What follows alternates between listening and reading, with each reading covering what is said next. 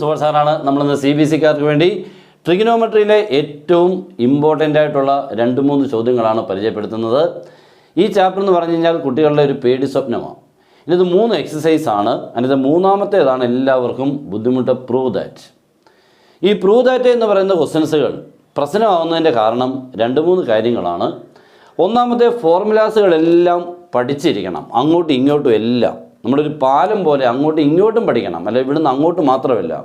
ഇപ്പോൾ 1 - sin square cos square തിരിച്ച് cos square എന്ന് കണ്ടാൽ 1 - sin സ്ക്വയർ എന്നും കൂടെ എഴുതാനുള്ള ആർജവം, മീൻസ് അതിനുള്ള ഒരു രീതി കൂടെയുള്ള കോൺഫിഡൻസ് കൂടെ വേണം. അല്ലാതെ ഇവിടുന്ന് അങ്ങോട്ട് അറിയാം പക്ഷെ തിരിച്ച് ചോദിച്ചാൽ എനിക്കറിയില്ല, അത് പറ്റില്ല. രണ്ടും വേണം. അങ്ങനെ എല്ലാ ഫോർമുലാസും പഠിച്ചു വെക്കുക എന്ന് പറഞ്ഞുകൊണ്ട് ചെയ്യാൻ പറ്റില്ല. ഒരു ക്വസ്റ്റ്യൻ വരുമ്പോൾ നമ്മുടെ ആൻസറുമായിട്ട് റിലേറ്റ് ചെയ്യാൻ ഏറ്റവും എളുപ്പത്തിൽ അവിടെ എത്താനുള്ള നമ്മുടെ ഈ ഫോർമുലാസുകളുടെ ഏത് കണക്ട് ചെയ്യണം. പിന്നെ ഇതിലൊന്നും പെടാത്ത പുതിയ സ്റ്റെപ്പുകളിൽ കൂടി തുടങ്ങേണ്ട ക്വസ്റ്റ്യൻസുകളും ഉണ്ടാവും. ഓക്കെ, അങ്ങനെ പല കാരണങ്ങളാൽ ഇത് വളരെ ബുദ്ധിമുട്ടായിക്കൊണ്ടിരിക്കും. ഇതിനൊക്കെ നിങ്ങൾ ഇത്തിരി വർക്ക് ചെയ്തെങ്കിൽ മാത്രമേ ഇവനെയൊക്കെ കവർ ചെയ്യാൻ പറ്റൂ. അല്ലാതെ ഇതൊക്കെ ആര് ചിന്തിക്കാനാണെന്ന് ചിന്തിച്ച് കഴിഞ്ഞാൽ ചിന്തിക്കുന്നവരുണ്ട്.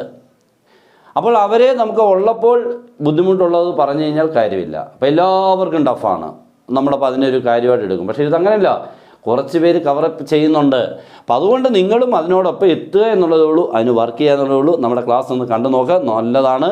പിന്നെ നമ്മുടെ ഓൺലൈൻ ക്ലാസ് ജോയിൻ ചെയ്യാൻ പറ്റുന്നെങ്കിൽ ജോയിൻ ചെയ്യാം. അടിപൊളിയായിട്ടുള്ള ക്ലാസ് നിന്ന് നിങ്ങൾക്ക് എല്ലാ രീതി കൂടെയും ഉള്ള എല്ലാ കാര്യങ്ങളും തന്നുകൊണ്ടുള്ള ക്ലാസ് ആയിരിക്കും, including your case study.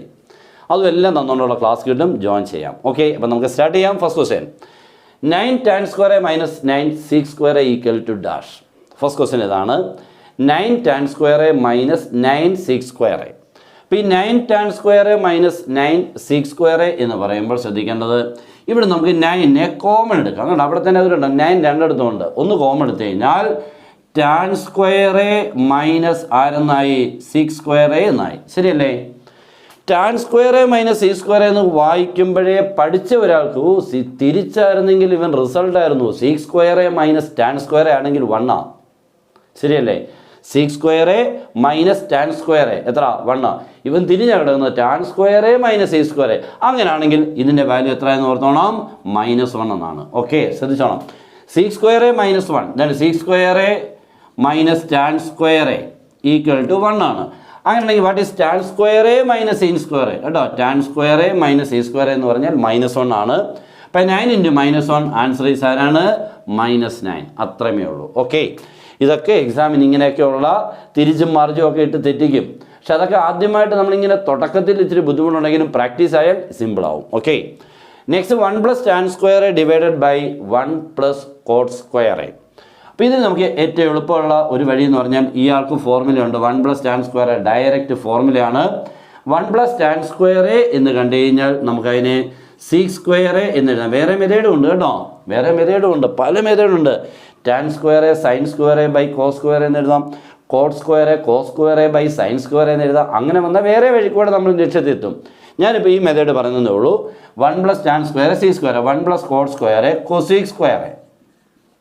Okay, ഇനി sec square എന്ന് കണ്ടു കഴിഞ്ഞാൽ 1 ആരാ മോനെ, cos square ആണ്. അതുപോലെ cosec square എന്ന് കണ്ടാൽ 1 ആരാണ്, sin square ആണ്. ഇപ്പോൾ മണ്ടയ്ക്ക് ഒരു ഫ്രാക്ഷൻ, താഴെ ഒരു ഫ്രാക്ഷൻ. നമുക്കറിയാം ഡിനോമിനേറ്റർ ഒരു ഫ്രാക്ഷൻ കണ്ട റെസിപ്രോക്കലും കൂടി ഇൻറ്റു ചെയ്യുമ്പോൾ ന്യൂമറേറ്റർ അതേപോലെ എഴുതി, 1 cos square അതേപോലെ എഴുതി. തിരിച്ചെഴുതുമ്പോൾ sin square ഡിവൈഡഡ് ബൈ 1 എന്ന് വരും. ശരിയല്ലയോ? ഇപ്പം നിങ്ങൾ നോക്കിക്കഴിഞ്ഞാൽ ന്യൂമറേറ്റർ sin square കാണുന്നുണ്ട്, ഡിനോമിനേറ്റർ cos square കാണുന്നുണ്ട്. ഈ 1 ഒന്നും വേണ്ട. അപ്പോൾ sin square by cos square എന്ന ഇൻറ്റു അല്ല, sin square ബൈ ആരെന്നോ cos square കണ്ട ന്യൂമറേറ്റർ ഡിനോമിനേറ്ററോ, sin square by cos square, sin a by cos a tan a, sin square by cos square becomes tan square. That's all. അപ്പോൾ answer is ആരാണ് മോനെ, tan square. That's all. Clear ആയില്ലേ? ഇങ്ങനെ സിമ്പിളായിട്ട് ഏറ്റവും എളുപ്പമുള്ള മെത്തേഡുകൾ പഠിക്കുമ്പോൾ നമുക്ക് എളുപ്പമാവും. ഇല്ലെങ്കിൽ ഇവനെ നമ്മൾ വലിച്ചു നീട്ടി വേറെ രീതിയിൽ കൂടെ ഒക്കെ ടീച്ചേഴ്സിന് ചിലപ്പോൾ ചെയ്യാൻ പറ്റുമായിരിക്കും. പക്ഷേ നിങ്ങളെ സംബന്ധിച്ചിടത്തോളം ഏറ്റവും ഈസിയാണ് വേണ്ടത്.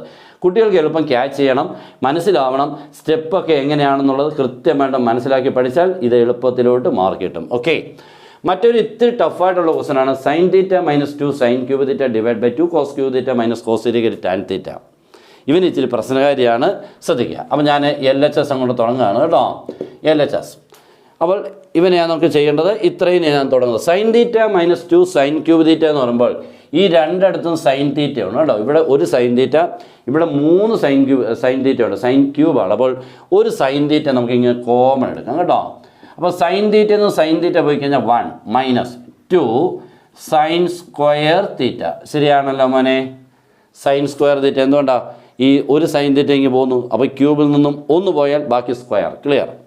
ഇവിടുന്ന് രണ്ടിടത്തുനിന്ന് അതുപോലെ നമുക്ക് ആരെ കോമൺ എടുക്കാൻ വേണേ? കോസ് തീറ്റ കോമൺ എടുത്തു കഴിഞ്ഞാൽ 2 കോസ് ക്യൂബ് തീറ്റയിൽ നിന്ന് ഒരു കോസ് തീറ്റ പോയി കഴിഞ്ഞാൽ ബാക്കി ഒരു 2 ഉണ്ടാവും, ഒരു കോസ് തീറ്റ ഉണ്ടാവും, കോസ് സ്ക്വയർ തീറ്റ ഉണ്ടാവും. ശരിയാണല്ലോ? 3 എണ്ണം ഉണ്ടായിരുന്നു, 1 എടുത്തു, ബാക്കി 2.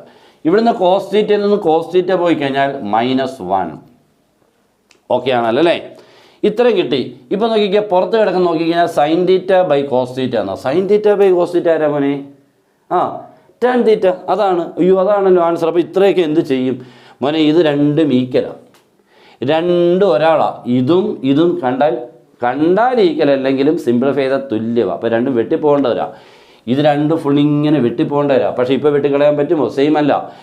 വെട്ടിപ്പോയിക്കുമ്പോൾ ബാക്കി sine theta by cos tan theta. അപ്പോൾ ഇത് രണ്ടും ഇപ്പോൾ വെട്ടാൻ പറ്റത്തില്ല, നമ്മൾ വെട്ടാൻ പറ്റുന്നതിലൂടെ മാറ്റാൻ പോകും. ഓക്കെ, അപ്പോൾ നമ്മുടെ സൈൻ തീറ്റ ഇൻറ്റു 1 മൈനസ് ഈ 1ന് പകരം നമ്മൾ ചെയ്യാൻ പോകുന്നത് sine square theta plus cos square theta എന്ന് എഴുതി.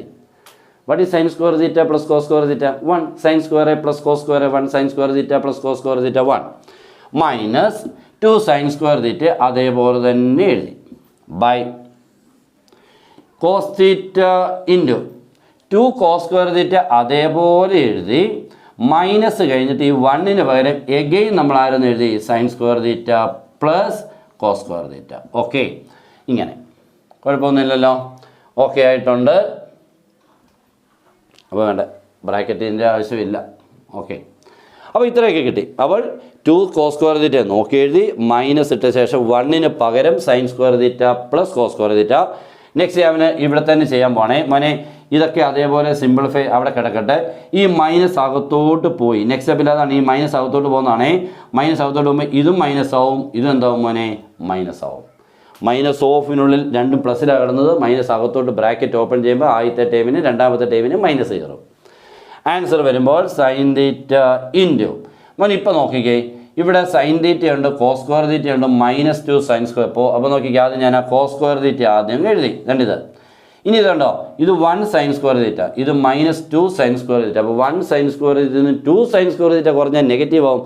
ഒരു സൈൻ സ്ക്വയർ തീറ്റയിൽ നിന്ന് 2 സൈൻ സ്ക്വയർ തീറ്റ കുറഞ്ഞാൽ -1 sine square theta or minus sine square theta. Okay, ഇവിടെ നോക്കിക്കേ, 2 കോസ് സ്ക്വയർ തീറ്റയിൽ നിന്നും ഒരു കോസ് സ്ക്വയർ തീറ്റ പോയാൽ 2 കോസ് സ്ക്വയർ തീറ്റയിൽ നിന്ന് ഒരു കോസ് സ്ക്വയർ തീറ്റ പോയി കഴിഞ്ഞാൽ ബാക്കി ഒരു കോസ് സ്ക്വയർ തീറ്റ ഉണ്ട്. പിന്നെയുള്ള മൈനസ് സൈൻ സ്ക്വയർ തീറ്റ നോക്കി എഴുതിയപ്പോൾ ഇപ്പോൾ നോക്കിക്കാൻ വേണ്ടി രണ്ടും സെയിം ആയത് കണ്ടോ? Cos square theta minus cos square theta, cos square theta minus cos square theta minus sine square theta, cos square theta minus sine square theta, രണ്ട് സെയിം ആയി. ബാക്കി ഇവിടെ ആരുണ്ടായിരുന്നു? ബൈ ആരുണ്ടായിരുന്നു? ഒരു കോസ് തീറ്റ. കണ്ടോ? അപ്പോൾ sine theta by cos theta അതേപോലെ എഴുതി വന്നേക്കുക. ഇത് വെട്ടിപ്പോയി കഴിഞ്ഞാൽ ബാക്കി ആര് മാത്രം? Sine theta by cos theta. Answer ആയിട്ട് മാറി മോനെ ടാൻ തീറ്റ. ഓക്കെ, ഇത് കിട്ടി. ഇതാണ് ഈ ക്വസ്റ്റ്യൻ. അപ്പോൾ ഇങ്ങനെയുള്ള കുറേ പ്രൂഫുകൾ ടെക്സ്റ്റ് ബുക്കിലേത് മാത്രം പോരാ. നിങ്ങൾ ടെക്സ്റ്റ് ബുക്കിലേത് പഠിച്ചത് അവർക്കൊരു പ്രാക്ടീസ് തന്നൊക്കെ ഉള്ളൂ. അതുതന്നെ എക്സാമിന് വരണം നിർബന്ധമേ ഇല്ല. ഇതേപോലത്തെ വേറെ ക്വസ്റ്റ്യൻസുകൾ വന്നാൽ ഇതിൻ്റെ പരിചയം വെച്ചുകൊണ്ട് അവനെ ചെയ്തെടുക്കണം. അതാണ് പഠിത്തം. അപ്പോൾ അതാണ് അവർ ഉദ്ദേശിക്കുന്നത്. അല്ലാതെ ഒരെണ്ണത്തിനെ കാണാതെ പഠിച്ച് പരീക്ഷ എഴുതാം, പക്ഷേ ഒരു പഠിച്ചതിൻ്റെ ബലത്താൽ വേറെണ്ണം ചെയ്യാൻ പറ്റുന്നുണ്ടോ? അതാ കഴിവ്, സ്കിൽ അതാണ്. ഓക്കെ, അപ്പോൾ ഇത് ഇഷ്ടപ്പെട്ടാൽ മാക്സിമം നിങ്ങളുടെ ഫ്രണ്ട്സിനോട് ഉറപ്പായിട്ടും മക്കളെ ഓരോരുത്തരും ഒന്ന് ഷെയർ ചെയ്യണം. കുട്ടികൾക്ക് ഇതൊക്കെ ചിലപ്പോൾ എവിടെ നിന്നാണ് ക്യാച്ച് ചെയ്ത് മനസ്സിലാക്കുന്നതെന്നുള്ള അറിയില്ല. ഇത് കണ്ട് മനസ്സിലാകുന്നെങ്കിൽ അത്രേ ആയിക്കോട്ടെ. അത് നിങ്ങളാലാണെങ്കിൽ ഏറ്റവും നല്ലത്. ഓക്കെ, അപ്പോൾ എല്ലാവർക്കും ബെസ്റ്റ് വിഷസ്. Good bye.